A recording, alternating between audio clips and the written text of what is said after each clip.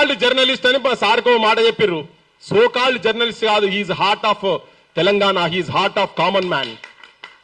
నిరుపేదల పక్షపాతి సారు, వాస్తవాలు చెప్పేటువంటి గుణం ఉన్నటువంటి ఈ తెలంగాణ ప్రజలలో ఒకడు. ఇలా సార్ మీద దాడి అంటే తెలంగాణ మీద దాడి. తెలంగాణ ఇక సార్ అసంటోళ్ళు అసలు తెలంగాణలో మీద ఎవరి మీద దాడి చేసినా కానీ తెలంగాణలో మందిరాల మీద, తెలంగాణ ఒక మందిరం మీద దాడి అన్నట్టు, శివలింగం మీద దాడి.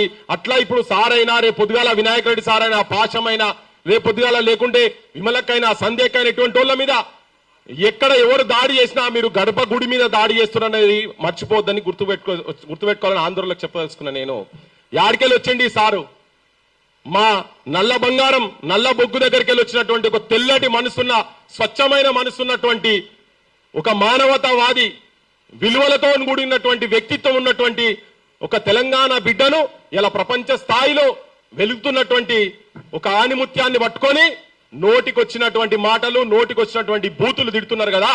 అందుకనే ఇవాళ ఈ రౌండ్ టేబుల్ కాన్ఫరెన్స్ పెట్టింది కూడా జనానికి, నేను మొదలే చెప్పినట్టు జనానికి కొన్ని వాస్తవాలు, అసలు ఎవరు ఎటువంటి వాళ్ళ మీద దాడి జరుగుతున్న తెలంగాణలోని, ఏదో సామాన్యమైన ఒక రోడ్ సైడ్ రోమియోల మీద కాదు, కానీ రోడ్ సైడ్ రోమియోలు ఒక పండితుని మీద, ఒక విద్వాంసుని మీద దాడి చేస్తున్నారు కదా.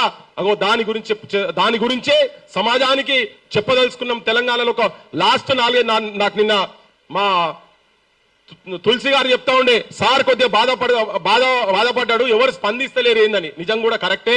కొంచెం మేము కూడా అటు ఇటు ఊర్లల్లా వ్యవసాయం చేస్తున్నటువంటి రైతుల దగ్గరికి అక్కడిక్కడ తిరుగుట్లో ఒక 1-2 days లేట్ అయింది కావచ్చు, కానీ ఇది మా లోపల మెదులుతూనే ఉన్నది. నేను, మా సీను, రఘు మేము మాట్లాడుకుంటూనే ఉన్నాం, ఇది ఏదో ఒకటి దీన్ని ఒక మెసేజ్ ఇచ్చేటట్టుగా ఉండాలని చెప్పని.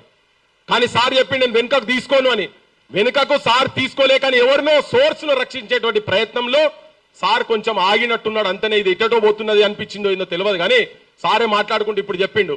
ఇంతమంది మాట్లాడుతున్నారు ఇక్కడ, ఇంతమందికి ఒక్కొక్కరికి ఒక్కొక్క అభిప్రాయం ఉన్నది, కానీ ఒక్క దగ్గర వచ్చి ఉన్నాం. ఇదేంటంటే ఇక్కడ ఇస్లాం ఖత్రేమయ్యతో ముసల్మాన్ ఏకై అన్నట్టుగా ఎట్లయితున్నదో ఇవాళ తెలంగాణలో పాండిత్యం కావచ్చు, పండితులు కావచ్చు, వాస్తవాలు మాట్లాడేటువంటి వ్యక్తుల మీద దాడి జరిగినప్పుడు అందరం ఒకటై, మేము మొత్తం ఇక్కడ ఒకటై, తెలంగాణ యావత్ తెలంగాణ సమాజం మొత్తం ఒకటి ఉన్నాం. మీకు కూడా చెప్తున్నాం, మీరు కూడా మీ భాషను, మీ వికిలి చేష్టలను ఒక రాజకీయ పార్టీ నడుపుతున్నటువంటి ఒక చంద్రబాబు నాయుడు అఫీషియల్ పేజ్ లో నువ్వు సార్కు ఒక రాజకీయ పరమైనటువంటి బ్రాండింగ్ ఏదైతే వేసి నీ దగ్గర పైసలు ఉన్నాయని చెప్పి, నీ దగ్గర అధికారం ఉన్నదని చెప్పి బద్నాం చేసేటువంటి ప్రయత్నం అయితే చేస్తున్నావో చంద్రబాబు నాయుడు గారు, తస్మాత్ జాగ్రత్త. మీ మూలాల మీద నీకు 2 ఎకరాలకెళ్ళి నువ్వు వచ్చినావు, కేవలం 2 ఎకరాల భూమికెళ్ళి వచ్చి నువ్వు మొత్తం ఇవాళ దేశ రాజకీయాలనే శాసించే స్థాయిలో నీ ఆంధ్రప్రదేశ్ అవినీతి కుప్ప. ఇప్పుడే చెప్తున్నట లోకేష్ ఎక్కడ చెప్తున్నట, అండమాన్ లో తెలంగాణలో కూడా తెలుగుదేశం పార్టీని తీసుకొస్తామని. బిడ్డ గుర్తుపెట్టుకోని, మీ జెండా గద్దెలు కూల్తాయి, ఇంతకుముందు కూలినాయి, ఇప్పుడు కూల్తాయి. ఇదే ప్రవర్తన ఉంటే మీ విగ్రహాలు కూడా ఇక్కడ మైత్రివనంకెళ్ళి కావచ్చు, లేకపోతే ఎన్టీఆర్ ఘాటీ కావచ్చు, ఖాళీ చేసి తీసుకుపోయి ఆంధ్రాకు పంపిస్తాం. గుర్తుపెట్టుకొని ఇవన్నీ, లేకపోతే మా ట్యాంక్ బండ్లు వేస్తాం. రేవంత్ రెడ్డి కూడా ఇదొక హెచ్చరిక. ఇన్ని రోజులు అక్కడక్కడ అన్నం కావచ్చు, నువ్వు రేపు సాయంత్రం ఆ విగ్రహాన్ని ఆవిష్కరణ చేస్తున్నావు కదా, రేపటి నుంచి నేను తెలంగాణ ద్రోహి రజాకార్ రేవంత్ నాయుడు అని ఆల్రెడీ పెట్టినాం. ఒక తెలంగాణ ద్రోహి రేవంత్ నాయుడు అని చెప్పని, రజాకార్ రేవంత్ నాయుడు అని చెప్పి రేపు జనం లోపల తీసుకుపోతాం. ఇవాళ నీ చేతిలో అధికారం ఉన్నది, నేను ఏదంటా చేస్తా, ఆడెవడన్నా మాట్లాడేందుకు వస్తే మిమ్మల్ని బొక్కల వారేస్తామని చెప్పనే అహంకారంతో నువ్వు ఉన్నావు కదా రేవంత్ రెడ్డి. అయిపోయింది, మంచోడు. నైజామో ఎంబడి పడితే పైజామూడు ఎట్లయితే పరుగులు తీసిండ్రో, రేపు నీ పని కూడా గదే అవుతుంది, నీ భర్తం కూడా భర్తమని చెప్పదలుచుకున్నాం. ఇలా నువ్వు సార్కు సెక్యూరిటీ ఇస్తున్నారని చెప్పి ఈ పోలీసులను కాదు, అసలు వాడు నీ బార్డర్లకు ఎట్లా ఎంటర్ అవుతాడో నువ్వు అక్కడ ఆపు. ఫస్ట్ నువ్వు ఎందుకు మాట్లాడతలేవు? మా సార్ అంటే ఎవరో ఒకరిద్దరు నాయకులు మాట్లాడిండ్రు, నాగేశ్వర్ సార్ దగ్గరికి దరిదాపులో కూడా ఎవడైనా పోలీసుడో మాఫ్టీల్లో వచ్చిర్రో రాలేదో మాకు ఎరకలే, కానీ ఒకవేళ వచ్చే దుస్సాహసం చేస్తే మీరు ఈడికెళ్ళి ఆడదాక బొర్రా, మిమ్మల్ని ఫస్ట్ బొక్కలేస్తామని చెప్పని హెచ్చరిక జారీ చేయాల్సిన అవసరం ఉన్నది. సార్ కూడా ఏంటంటే, సారే కాదు ఇటువంటి వాళ్ళను, ఇట్లా ప్రజల పక్షాన వాయిస్ చెప్తున్నటువంటి వాళ్ళందరినీ కూడా రేపు సార్ కూడా జనం లోపల ఎవరన్నా సంధ్యక ఇటువంటి వాళ్ళు రేపు జనం లోపల తిరిగే క్రమంలో కూడా ఇటువంటి ఒత్తిడిలకు కానీ, ఇటువంటి బెదిరింపులకు కానీ ఎదుర్కొనే పరిస్థితి ఉంటే సార్ కూడా స్పందించాల్సిన అవసరం ఉన్నది. నేను విజ్ఞప్తి చేయదలుచుకున్న అందరి తరఫుకెళ్ళి చేస్తాడు, సార్ కూడా చేస్తాడు, సార్కి ఆలోచన కూడా ఉంటది. కానీ ప్రపంచ రాజకీయాల మీద పట్టున్నటువంటి వ్యక్తి, దేశం మీద పట్టున్నటువంటి వ్యక్తి, నువ్వు ప్రపంచంలో ఏ మూలల ఎక్కడ దేని గురించి మాట్లాడమంటే కూడా మాట్లాడతాడు. అటువంటి మేధో సంపద ఉన్నటువంటి తెలంగాణలో గౌరవించి, అంటే నేను సార్ నచ్చపోవచ్చు కానీ నేను చెప్తున్నా, అరే నాయనా పవన్ కళ్యాణ్ అన్న, చంద్రబాబు అన్న, సార్ చెప్పులు మూసే అర్హత కూడా లేరా భయ్ మీకు. నాగేశ్వర్ సార్ లాంటి వాళ్ళ చెప్పులు మూసే అర్హత కూడా లేదు మీకు. మీరు ఇంకా చాలా ఎక్కడికో పోవాలి. మీరు మీ కాలు ఏంటంటే దోపిడి ఎట్లా చేయాలి, దుర్మార్గం ఎట్లా చేయాలి, మందిని ఎట్లా చంపాలి, మంది కొంపలు ఎట్లా కూల్చాలి, ఇక్కడనే మీరు అక్కడికే పరిమితం అయి ఉన్నారు. మీరు అటువంటి వ్యక్తి మీదనే మీరు బ్రహ్మాస్త్రం వేసేటువంటి ప్రయత్నం చేస్తున్నారు కదా. మీ దుస్సాహసం బంద్ చేయండి. ఇప్పుడు మేము నిన్నగాక మొన్న వెంకట్రామరెడ్డి ఇక్కడే ప్రెస్ క్లబ్ లో పెట్టినాం. తనను ఆల్రెడీ ఒకసారి తప్పుడు కేసులల్లా ఈ బూట్లు, ఇనుప బూట్లు అన్నాం కదా, ఇనుప బూట్లు అంటే పోలీసు వాళ్ళు ఇనుప బూట్లు, ఇంత ముందు కూడా ఇనుప బూట్లతోటే ఈయన తెలంగాణ పల్లెని మొత్తం రక్తసిద్ధం చేసిండు. ఎవరు? నారా చంద్రబాబు నాయుడు. ఇక్కడ కూడా ఒక తప్పుడు కేసుల మీద తీసుకొని పోయి కర్నూలుకు తీసుకుపోయి వెంకట్రామరెడ్డి అని ఒక జర్నలిస్టును ఇటు పక్క ముగ్గురు, ఇటు పక్క ముగ్గురు, సార్ రైట్ తోడ మీద ముగ్గురు, లెఫ్ట్ తోడ మీద ముగ్గురు కూర్చొని ఇట్లా జూలాలు ఊగినట్టు ఊగి 3rd డిగ్రీ టార్చర్ చేసిండ్రు. 3rd degree torture. ఇది ఆంధ్రాలో కూడా మరి యాక్సెప్ట్ చేస్తారని నాకు తెలియదుగా. అంటే గింత దానికి ఒక కానూన్ ఉంటది కదా. ఎవరి కానూన్ అది? ఎవరు రాసుకున్న రాజ్యాంగం? ఏ రాజ్యాంగంలో చెప్పిండ్రు నీ సార్ మీద ఇట్లా జెండాకి పెట్టి దానికి బ్రాండ్ వేస్తాడు ఏమని ఎవరు చెప్పిండ్రు? వెంకట్రామరెడ్డి అట్లా ఒక అనుభవం జరిగిన తర్వాత మేమందరం ఎక్కడో పోయినాం, ఏదో ఇష్యూ మీద పోయినాం, నేను రఘు సీను మేమందరం మీద ఇష్యూ మీద పోతే అక్కడికి ఫోన్ వచ్చింది, మళ్ళా పోలీసు వాళ్ళు వచ్చిండ్రు అన్నా అని ఆ వెంకట్రామరెడ్డి విలేకరిని. అరే ఏమైంది ఏందని చెప్పానంటే ఎఫ్ఐఆర్ లో పెట్టి ఒక బూతు పదం ఎర్ర బుక్కు రాజ్యాంగము అని, ఆ ఎర్ర బుక్కు అనే కాడ ఒక బూతు పదాన్ని యాడ్ చేసి పెట్టిండ్రు. పెడితే మేము ధన్వనాడి వెనుక ఆ వీడియోలు చూస్తే అక్కడ ఎర్ర బుక్కే అని ఉన్నది కానీ ఆ బూతు పదం ఎక్కడ లేదు. ఆ సిఐతో కూర్చొని మాట్లాడుతున్న అప్పటికే 20 మంది వచ్చారు. వాళ్ళు బాగా గట్టిగా మందలించి ఎట్లా తీసుకుపోతారో చూద్దాం కానీ మేమందరం భీష్మించుకొని కూర్చొని చుట్టుపక్కల ఆడోళ్ళకి అందరినీ తీసుకొచ్చి నువ్వు కనుక ఆ బూతు పదం కనుక అక్కడ ఉన్నదంటే తీసుకపో, మేమే ఉప చెప్తాం, కానీ లేకుండా దొంగ కేసులు ఎట్లా పెడతారు మీరని. సో ఇంత దుస్సాహసం చేస్తా ఉన్నారు. ఇవాళ సార్ మీద కూడా అట్లనే చెప్తున్నారు. సోర్స్ బరాబర్ అని ఉంటారు, బరాబర్ చేసి ఉంటారు, రాజకీయాలలో అవి ఉంటాయి, బరాబర్ ఉంటాయి. ఆయన అని ఉంటాడు ఇన్స్టంట్ మిత్రులు, లాంగ్ టర్మ్ మిత్రులు అని ఉంటాడు. ఇన్స్టంట్ పక్కా చంద్రబాబు నాయుడు గతంలో వాళ్ళు చూసిరు కాబట్టే ఉంటది.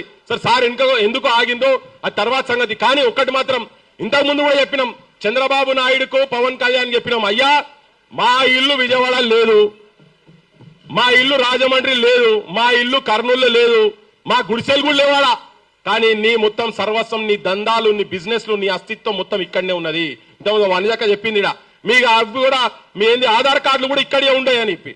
ఒకవేళ తెలంగాణ కన్నెర్ర చేస్తే మీరు మాడిపోతారు, మషైపోతారు. ఇంతకుముందు నేను చెప్పిన పెండతో కొడతాం మిమ్మల్ని, రాళ్లతో కొడతామని చెప్పిన, కానీ ఇప్పుడు చెప్తున్నా మళ్ళా నీ ఇల్లు ముట్టడిచ్చుడు కాదు, నీ అస్తిత్వాన్ని మొత్తం బొంద పెడతాం, ఇక్కడ కాదు అక్కడ కూడా బొంద పెడతామని చెప్పదలుచుకున్నా. మీరు మా జోలికి రాకండి. తెలంగాణ వీణను తట్టి లేపే ప్రయత్నం చేయకండి. రక్తగీతమై రాసుకుంటది, ఆ రాసుకునే దాంట్లల్లా మీరు భస్మం అయిపోతారు రాజకీయంగా అని కూడా చెప్పదలుచుకున్నా. ఏదో ఆవేశంగా మాట్లాడతలేను నేను. నువ్వు తెలంగాణ పదాన్ని అసెంబ్లీలో కూడా అననీయనోనివి, మేము తెలంగాణ తెచ్చుకొని చూపించినాం ప్రపంచానికి.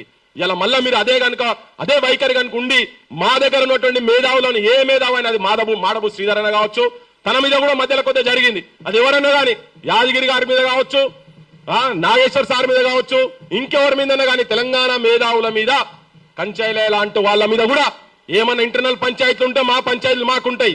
ఎవరైనా ఇక్కడ మేధో సంపత్తి మీద కనుక దాడి కనుక జరిగితే తస్మాత్ జాగ్రత్త, సంఘటితంగా ఉన్నాం, ఒక్క దగ్గరకు వస్తాం, ఒక్క వేదికల మీద కూర్చుంటాం.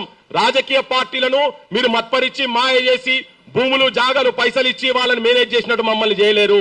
నేను ఇంతకుముందు కూడా చెప్పిన వెలుగు మాటలా, మా సొంటోళ్ళ చెప్పులు కూడా కొనే స్థాయిలో మీరు లేరు, మా చెప్పులు కూడా అమ్మం మీకు అని చెప్పదలుచుకున్నా. మా సంధ్య కదైనా కానీ మా సొంటోళ్ళు ఎవరి కూడా ఉద్యమాలు చేసి ప్రజల పక్షాన నిలబడేటువంటి వాళ్ళవి మమ్మల్ని కొనలేరు. మీరు ఎవరు, మీ రాజకీయ వ్యవస్థలో ఉండలేవు. అందుకనే ఇలా ప్రజా పోరాటాలు, ప్రజా సమస్యల మీద కొట్లాడుతున్నటువంటి మా బోటలము చాలా బలంగా ఉన్నాం తెలంగాణలో. మీరు సంపద ఒకరిద్దరిని సంపుతారు కావచ్చు, బెల్లిలెళ్త లెక్క, గదరల మీద తూటాలు లెక్క మా సొంటలను సంపుతారు కావచ్చు, కానీ దాంట్లోకెళ్ళే ఈ భూమిలోకెళ్ళే మళ్ళా పురుడు పోసుకొని కొత్త తరం వస్తుంది, కొత్త నాయకత్వం వస్తుంది. ఇవాళ ఎవరు అనుకోలే, మా సూర్య కూడా అద్భుతమైన సాహిత్యం రాస్తా ఉన్నాడు, కొత్త ఆలోచనలతో వస్తా ఉన్నారు. చాలా మంది జంజీ బ్యాచ్లలో కూడా ఉన్నారు. ఇటువంటి వాళ్ళతోటి ఇలా పాతికే రంగంలో కూడా కొత్త తరం వచ్చింది. మా రానా సొంటోలు కావచ్చు, బానులు కావచ్చు, నాగేశ్లు కావచ్చు, రాకేష్లు కావచ్చు. రేపు ఇటువంటి వాళ్ళకు నాతో చెప్పారు, అన్న ఒక 2 నిమిషాలు సార్ గురించి, సార్ విని వీడియోస్ విని సార్ను స్ఫూర్తిగా తీసుకొని జర్నలిజం వృత్తిలోకి మేము వచ్చినాము. మేము అందుకనే వాళ్ళు కూడా ఇంట్రెస్ట్ గా మాట్లాడాలని ఉండే కానీ టైం సరిపోతే లేకుంటే వాళ్ళది కూడా వాళ్ళ తరఫుకెళ్ళి కూడా నేను కూడా చెప్తున్నా. ఇవాళ నిజంగా కూడా అక్క చెప్తున్నా, సోషల్ మీడియాలో డిజిటల్ మీడియాలో ఉన్నటువంటి చాలా మంది పిల్లలు, కొత్త ఉన్నటువంటి పిల్లలు ఇటువంటి వాళ్ళను చూడకుంటేనే వాళ్ళతో స్ఫూర్తి తీసుకొని జనం గురించి పనిచేస్తున్నారు. వాళ్ళేమో మన సైడ్, మన దిక్కేమో ధృతరాష్ట్ర కౌగిలి ఉన్నది. ఇంతకుముందు అక్క మాట్లాడుకుంటూ మాట చెప్పింది, పవన్ కళ్యాణ్ వచ్చి ఉస్మానిస్టుల మాట మాట్లాడిండు తెలంగాణకు సపోర్ట్ గా అని చెప్పని. కానీ కాదు, వాళ్ళ ధృతరాష్ట్ర కౌగిలి ఎప్పుడైనా గుర్తుపెట్టుకోండి. ఈ 2 కండ్ల సిద్ధాంత బోళ్లను, ఈ ధృతరాష్ట్ర కౌగిలి చేసుకునేటోళ్లను, వాళ్ళ నసలు కూడా మొత్తం వాళ్ళ తరాలను కూడా ఎవరు నమ్మొద్దు. అట్లనే అదే తరంకెళ్ళే ఇవాళ లోకేష్ అంటోడు వచ్చిండు. లోకేష్ అట ఎట్టి పరిస్థితులలో ప్రొఫెసర్ నాగేశ్వరం తీసుకొచ్చి బొక్కల వాడాలని చెప్పని అన్నట. నాకు ఒక విశ్వసనీయంగా నేను చెప్తున్నా, నాకు చెప్పిన ఎవరు ఎట్టి పరిస్థితుల్లో బొక్కల వాడేయాలి, ఈయన తీసుకొచ్చి అక్కడ వేస్తేనే తెలంగాణలో ఈ ఎవడు మాట్లాడాడు. అరే రారా లోకేష్, నువ్వు వస్తావో, నీ సైన్యం వస్తుందో, నీ అయ్య వస్తాడో రాండ్రి, లేకపోతే నీతో ఉన్నటువంటి వాడు పవన్ కళ్యాణ్ వస్తాడు. ఆయనకున్నటువంటి ఈ బూతు పురాణంలో పాండిత్యం పొందినటువంటి నీ సహచరులు కావచ్చు, నీ అనుచరులు కావచ్చు. ఇప్పుడే చెప్పిందక్క, ఎటువంటి బూతులు ఆడోళ్ళని చూడకుండా కూడా మాట్లాడారు కదా. ఎవడెవడొస్తాడో రాండ్రి, డేట్ పెట్టుకుంటారా, బార్లో కొట్లాడదామా, ఏడ కొట్లాడదాం, మీ జాగల మీరు ఉండుర్రి. మీరు పాండిత్యంలో వస్తారా, చర్చకు వస్తారా, చర్చ చేద్దాం. విగ్రహాలు కావచ్చు, ఇటువంటి వాళ్ళ మీద కేసులు పెట్టుడు కావచ్చు, ఎటువంటి వాటి అయినా కానీ మాట్లాడదాం. ఈవెన్ వెంకట్రామరెడ్డి మీద పెట్టినటువంటి దొంగ కేసు గురించి కూడా ఇయ్యాలటి వరకు కూడా ఆబ్స్కాండింగ్ ఉన్నాడు. మొన్న కూడా వాళ్ళ ఊరికి పోయినారు. ఇప్పటికీ కుక్కల లెక్క ఎంబడబడుతున్నారు వాళ్ళు, ఆల్ స్టేషన్ డాగ్స్ లెక్క ఎంబడబడుతున్నారు. అందుకే ముఖ్యమంత్రి అంటున్నా, దొంగ కేసులలో ఇంకా నీ ప్రభుత్వంలో నువ్వు ముఖ్యమంత్రి ఉన్న తర్వాత వాళ్ళు ఎట్లా తిరుగుతారు? ఎందుకంటే నువ్వు కూడా ఒక కావలి కుక్కవును. చంద్రబాబు నాయుడు దగ్గర ఒక కావలి కుక్క రేవంత్ రెడ్డి కాబట్టి ఇప్పటికీ ఆంధ్ర పోలీసు వాళ్ళు వెంకట్రామరెడ్డి అనే జర్నలిస్ట్ గురించి తిరుగుతా ఉన్నారు. మొత్తం ఫోన్లు, కుటుంబాన్ని వదిలిపెట్టి ఇవాళకి దాదాపు 1 నెల రోజులు దాటింది. 1 నెల రోజు దాటినా కానీ ఇంకా ఎక్కడ పడితే అక్కడ తిరుగుతా ఉన్నాడు. పాపం తప్పించుకుంటూ తిరుగుతా ఉన్నాడు. కానీ తెలంగాణ ప్రజలు వాళ్ళని గుండెలో పెట్టుకున్నారు. ఇలా అట్లనే నాగేశ్వర్ సార్ను కూడా, నాగేశ్వర్ సార్కు మన బలం అవసరం లేదు తెలియదు. కానీ తెలంగాణ సమాజం మొత్తం మేధో సంపద ఉన్నటువంటి వాళ్ళు మొత్తం భారతదేశంలో మంచి, ప్రపంచంలో మంచి నీతి నిజాయితీ ఉన్న ప్రతి ఒక్కరు ఎవరైనా కానీ సార్ వెంబడి ఉండాల్సిందే. అందుకే మేమందరం మొత్తం ఏకతాటిగా ముక్త కంఠంతో అందరం ఒక్కటయ్యి రేపు సార్ వెంబడి ఉంటాం. బరాబర్ సార్, మీరు కూడా దేనికి వెనుక పోవాల్సిన అవసరం లేదు. మీకే ఆ బలం ఉండొచ్చు. కానీ మీరు ఒక్కసారి అన్న తర్వాత ఇక ఉండండి.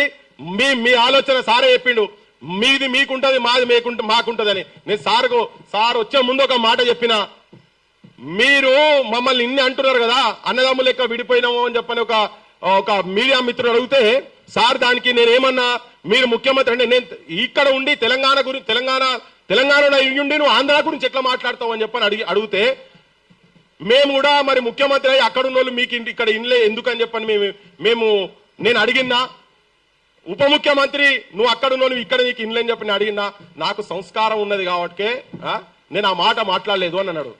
ఎస్, కానీ మా బట్టలో అక్కడక్కడ అవసరంలో మాట్లాడతాం. ఆ మాట అనేది నేనే, మీకు ఏం పని రా ఇక్కడ, శనివారాలు ఆదివారాలు మీకు హైదరాబాద్ లో ఏం పని రా అని చెప్పిన.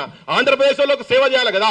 ఆ రెండు రోజులు ఇక్కడ ఎందుకు ఉండాలి? వాళ్ళ ఆస్తులు, వాళ్ళ హెరిటేజ్లు, దందాలు నడిపేటందుకు. ఎస్, మేము అంటాం. ఎందుకంటే మేము క్షేత్రస్థాయి పోయినప్పుడు, ఆ ఇంటికాడ పోయినప్పుడు అప్పటికే తీసుకుపోయి 3rd డిగ్రీ టార్చర్ చేసిన తర్వాత, ఆ కుటుంబాన్ని చూసిన తర్వాత మాకు ఆవేశం వస్తుంది.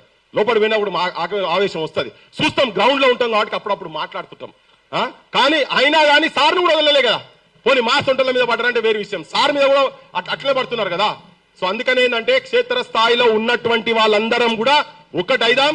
ఇటువంటి ఏది జరిగినా, గతంలో సందేక సొంటోళ్ళు వాళ్ళకు కావచ్చు, తులసి చంద్ వాళ్ళకు కావచ్చు, కొంత అక్కడిక్కడ గ్యాప్ జరగవచ్చు. కానీ ఇక ముందు ఎక్కడ తెలంగాణకు సంబంధించినటువంటి అస్తిత్వంగా ఓన్లీ తెలంగాణ కూడా పక్కకు పడేసి మానవత్వం మీద కించపరిచే రీతిలో మనుషులు కాకుండా మృగాలుగా ప్రవర్తించేటువంటి వాళ్ళ పట్ల తెలంగాణలో క్రాంతి దళ్ కావచ్చు, పృథ్వీరాజ్ కావచ్చు, ఇట్లా ఆలోచించే అన్ని సంఘాలను కూడా ఎంబడి ఉంటామని చెప్పి మీ అందరికి విజ్ఞప్తి చేస్తూ, ఆఖరిలో నేను సార్ ప్రొఫెసర్ నాగేశ్వర్ గారిని, మన బొగ్గు బిడ్డ ఎట్లయితే బొగ్గులకెళ్ళి కరెంట్ ఉత్పత్తి అయి మన ఇళ్లలో వెళ్తురు ఎట్లిస్తుందో అట్లా ప్రపంచానికి జ్ఞానాన్ని పంచేటువంటి